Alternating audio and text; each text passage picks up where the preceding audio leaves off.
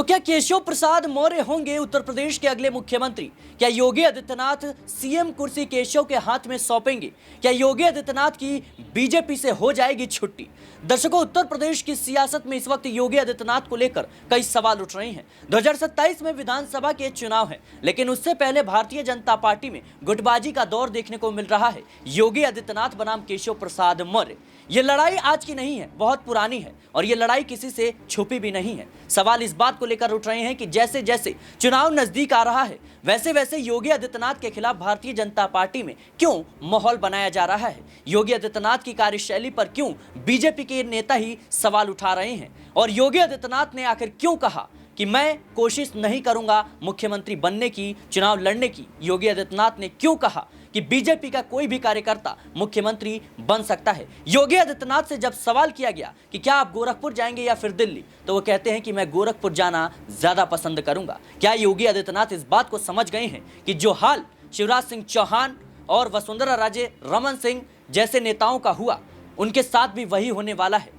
क्या योगी आदित्यनाथ इस बात को समझ गए हैं कि भारतीय जनता पार्टी में कहीं ना कहीं उनके खिलाफ माहौल बनाने का प्रयास हो रहा है?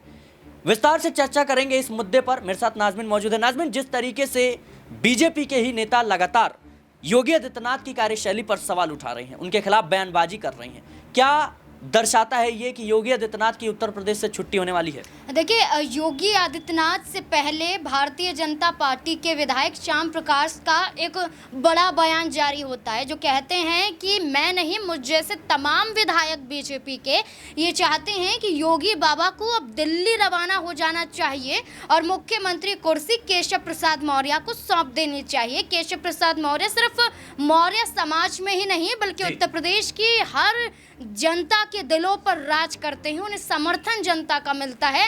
यही मौका है कि विधायक अब योगी आदित्यनाथ के साथ कम, बल्कि केशव प्रसाद मौर्य के साथ ज़्यादा दिखाई दे रहे हैं। बृजभूषण शरण सिंह जैसे पूर्व सांसद का जिक्र किया जाए, वो खुद बुलडोजर वाली राजनीति के खिलाफ नजर आए, शराबबंदी के खिलाफ दिखाई दिए, नेम प्लेट वाले विवाद को लेकर बृजभूषण शरण सिंह उनके खिलाफ दिखाई दिए। श्याम प्रकाश योगी आदित्यनाथ के साथ नजर नहीं आए। नंद किशोर जैसे विधायक खुद धरने पर बैठ जाते हैं अपनी ही सरकार के खिलाफ। तो ये दर्शाता है कि योगी आदित्यनाथ की कार्यशैली से परेशान अब बीजेपी के विधायक हैं और वो खुद नहीं चाहते हैं कि 2027 का चुनाव योगी आदित्यनाथ के चेहरे पर लड़ा जाए। और इस बात को योगी आदित्यनाथ खुद भली भांति समझ चुके हैं, तभी इंटरव्यू में खुद ये कहते हैं कि किसी भी चेहरे को लंबे समय तक के लिए मुख्यमंत्री नहीं बनाया जा सकता है।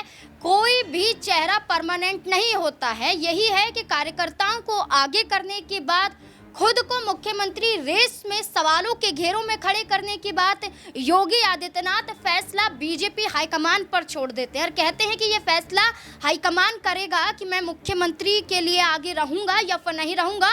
कोई भी लंबे समय के लिए मुख्यमंत्री नहीं बन सकता। ये लेकिन नाज़मीन, जिस तरीके से योगी आदित्यनाथ की जो लोकप्रियता है उत्तर प्रदेश में बढ़ी है, यानी बीजेपी मतलब योगी आदित्यनाथ, योगी आदित्यनाथ मतलब बीजेपी, क्या इस बदलती हुई तस्वीर से भारतीय जनता पार्टी के ही कुछ नेता चिंतित नजर आ रहे हैं? क्या कहीं ना कहीं जो प्रधानमंत्री की कुर्सी है मोदी के बाद, उसको कौन संभालेगा, इस रेस में योगी आदित्यनाथ आगे नजर आ रहे हैं, इसी लिहाज से कहीं ना कहीं उनके खिलाफ माहौल बनाया जा रहा है? देखिए, उत्तर प्रदेश में बसपा सुप्रीमो मायावती के बाद दूसरा बड़ा चेहरा योगी आदित्यनाथ का हो सकता था अगर 2027 में चुनाव लड़कर जीतते, सीएम बनते। क्योंकि अब तक देखा जाए तो योगी आदित्यनाथ ने बीजेपी के जरिए उत्तर प्रदेश में लंबा कार्यकाल निभाया है और इस बार देखा जाए तो उनका कद सिर्फ राज्य स्तर तक सीमित नहीं है, बल्कि केंद्र स्तर तक योगी आदित्यनाथ की पूछ होती है। तभी दिल्ली हो या हरियाणा, हर राज्य में प्रचार प्रसार से लेकर शपथ ग्रहण समारोह से लेकर हर उस फैसले में प्रधानमंत्री नरेंद्र मोदी के साथ खड़े हुए नजर आए हैं, जिन फैसलों में अमित शाह को प्रधानमंत्री के साथ होना चाहिए था।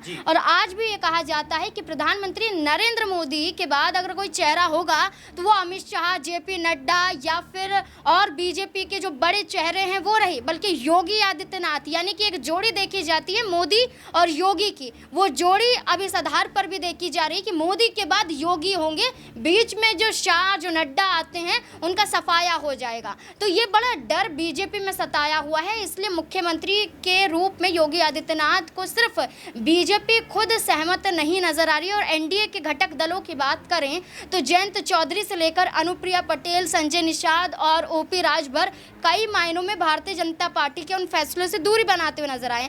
अनुप्रिया पटेल आरक्षण के मुद्दे पर अपनी सरकार को घेरते हुए नजर आई। संजय निषाद जैसे बड़े चेहरे दलितों के अपमान के लिए आंदोलन करते हुए दिखाई दिए। ओपी राजभर पीले गमछे को लेकर विवादों में रहे और अपनी सरकार के साथ गठबंधन के लिए खतरा बने रहे। तो ये बड़े चेहरे ये बताते हैं कि योगी आदित्यनाथ की कार्यशैली से नाखुश हैं। और देखिए एक बात नाज़मीन, बुलडोजर जस्टिस जिसकी खूब प्रशंसा इस वक्त उत्तर प्रदेश में होती है योगी आदित्यनाथ को, लेकिन इस कार्यशैली को लेकर, इस बुलडोजर नीति को लेकर बीजेपी के बड़े नेता बृजभूषण शरण सिंह ने सवाल उठाए। उन्होंने कहा कि किसी का घर नहीं गिराना चाहिए, घर बनाने में काफ़ी ज़्यादा मेहनत लगती है। दूसरी बात, जिस तरीके से देखा जाए तो बीजेपी के ही एक विधायक ने गौ तस्करी और कहीं ना कहीं गोमांस को लेकर सरकार की कार्यशैली पर सवाल उठाए। उन्होंने कहा कि उत्तर प्रदेश में सबसे ज़्यादा इन तरह की चीज़ें जो है देखने को मिलती है। क्या जो योगी आदित्यनाथ की एक छवि है कट्टर हिंदू वाले नेता की, उस पर कहीं ना कहीं चोट पहुंचाने की कोशिश इस वक्त हो रही है? देखिए, योगी आदित्यनाथ जब पहली बार मुख्यमंत्री उत्तर प्रदेश के बने थे, उस दौरान योगी आदित्यनाथ बुलडोजर वाली राजनीति को लेकर आए थे। सबसे पहला राज्य उत्तर प्रदेश ही था जहां पर बुलडोजर अवैध अतिक्रमण पर चलाया गया। बुलडोजर उन घरों पर चलाया गया जो माफिया या बाहुबली चाहे गुंडे हों, बुलडोजर उन पर चलाया गया जहां एक फैसला कानून के हक में नहीं बल्कि योगी आदित्यनाथ के बुलडोजर के जरिए किया जाता था।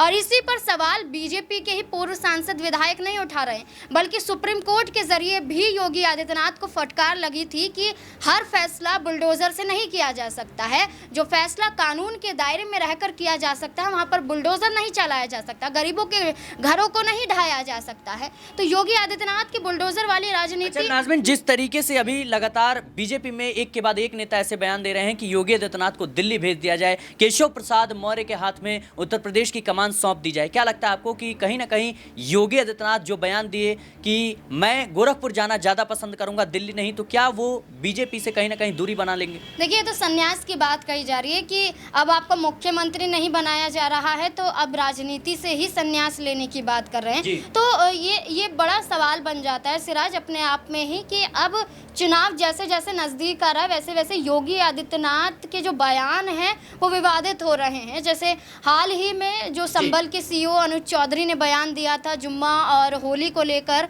कि जुम्मा तो हर हफ्ते आ जाता है, होली साल में एक बार आती है। तो इसके बाद खुद योगी आदित्यनाथ उनका बचाव करते हुए नजर आए। और इस इंटरव्यू की जिसका आप जिक्र कर रहे हैं, उस इंटरव्यू में ना सिर्फ उन्होंने कार्यकर्ताओं को आगे बढ़ने की बात और ना सिर्फ अपने आप को सीएम पद से हटाने की बात कही, बल्कि वो ये भी कहते हुए नजर आए कि एक मुस्लिम 100 हिंदुओं के घरों के बीच में अपने आप को सुरक्षित समझ सकता है, लेकिन 100 मुस्लिम घरों के बीच 50 हिंदू अपने आप को सुरक्षित नहीं समझ सकते हैं। और इसी बयान को लेकर अखिलेश यादव ने कहा कि खुद योगी आदित्यनाथ बैकफुट पर आ रहे हैं। उन्हें इस बात का समझ आ चुका है कि अब उनके हाथों से मुख्यमंत्री की कुर्सी जा रही है, इसलिए उल जुलूल बयान उनके सामने आ रहे हैं। तो आप समझ सकते हैं कि योगी आदित्यनाथ खुद अपने आप को कमजोर साबित कर रहे हैं। जाहिर सी बात है दर्शकों कि इस वक्त सवाल इस बात को लेकर उठ रहे हैं कि मोदी के बाद आखिर प्रधानमंत्री की कुर्सी बीजेपी की तरफ से कौन संभालेगा। कई ऐसे बड़े चेहरे हैं जिनके नाम सबसे आगे नजर आते हैं, गृह मंत्री अमित शाह, योगी आदित्यनाथ, नितिन गडकरी, राजनाथ सिंह जैसे नेता शामिल हैं।